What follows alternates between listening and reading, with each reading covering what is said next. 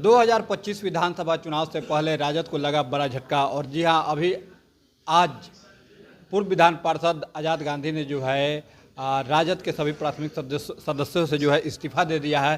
Sir, क्या कारण रहा इस्तीफा देने का? देखिए, कोई भी व्यक्ति कोई घर छोड़ता है तो उसके कई फैक्टर होते हैं और सबसे बड़ा फैक्टर होता है घर छोड़ने का जहाँ सम्मान में कमी आ जाए, जहाँ सम्मान देना लोग बंद कर दे, उस घर में रहने का कोई औचित्य नहीं बनता है, आधार नहीं बनता है।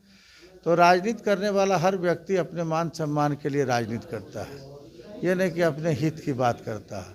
हम लोग को भी कहीं न कहीं ठेस पहुंचा है, सम्मान में कमी आई है, चाहे जूनियर नेता हो चाहे सीनियर नेता हो।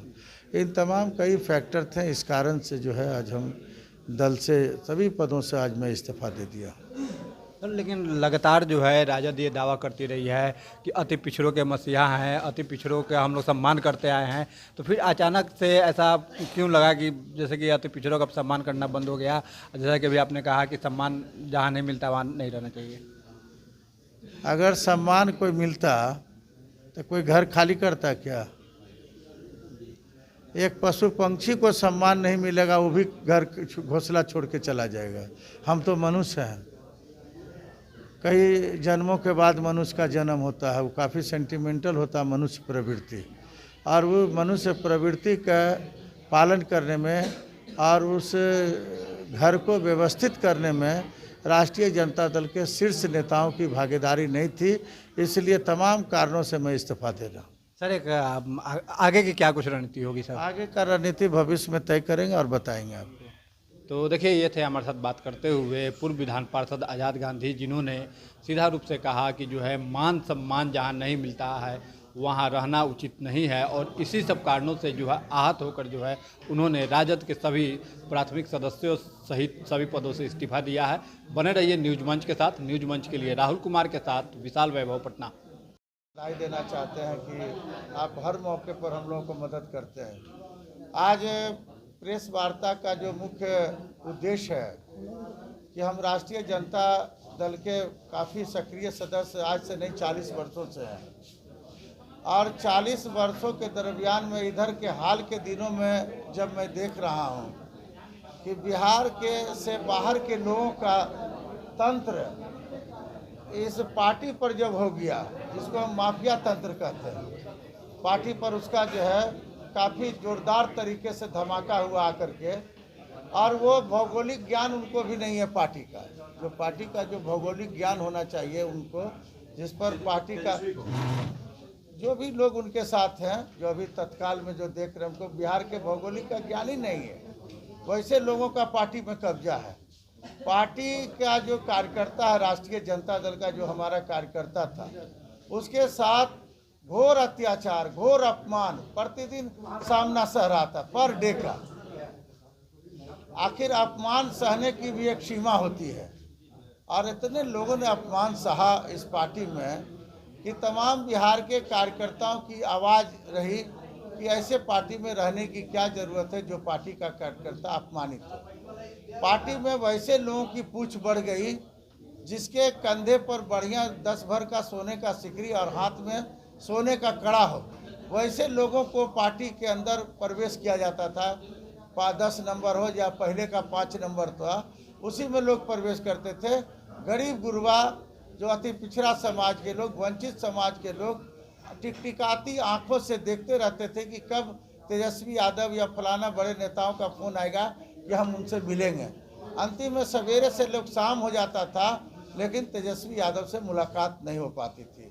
ये तमाम फैक्टर हैं। देखिए, विधानसभा का भी चुनाव, उपचुनाव हुआ, लोकसभा का भी चुनाव हुआ, लेकिन जो विधान परिषद का भी अभी चुनाव हुआ, तो जिसकी आबादी है, आप बराबर हमेशा अपने चर्चाओं में कहते हैं कि जितनी जिसकी आबादी उसकी उतनी भागीदारी मिलनी चाहिए।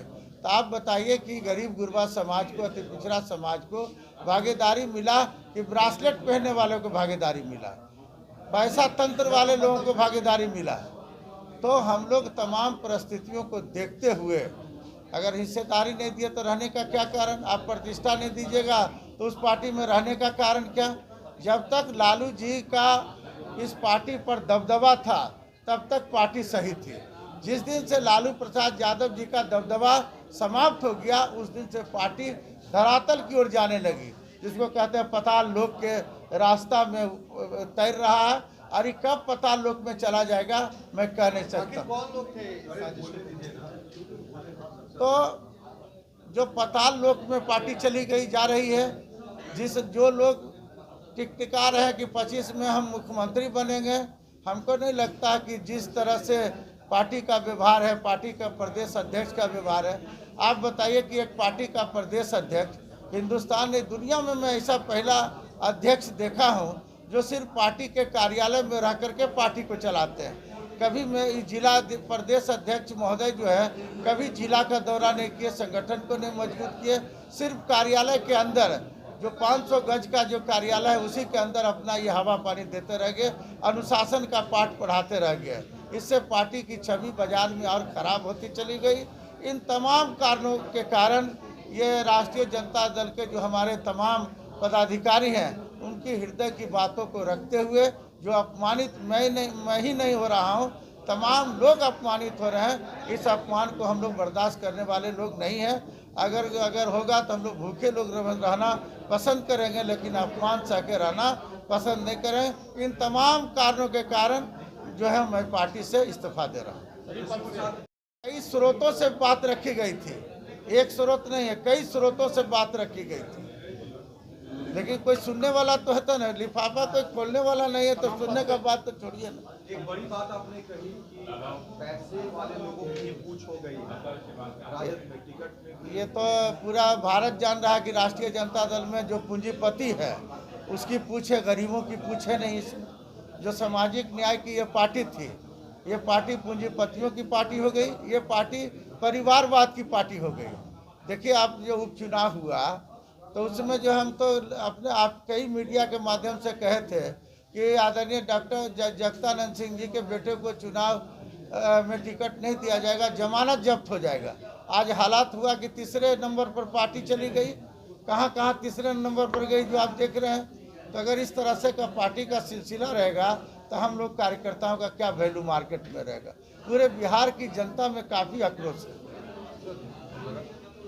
आती है, लोग नहीं बोल पाते हैं। कानून अपना काम कर रही है, जो दोषी होंगे उसको कानून सजा अनिवार्य रूप से देगी। कहां पर राजनीतिक संघर्ष शुरू होगा, किनकी विचारधारा अच्छी लग रही है?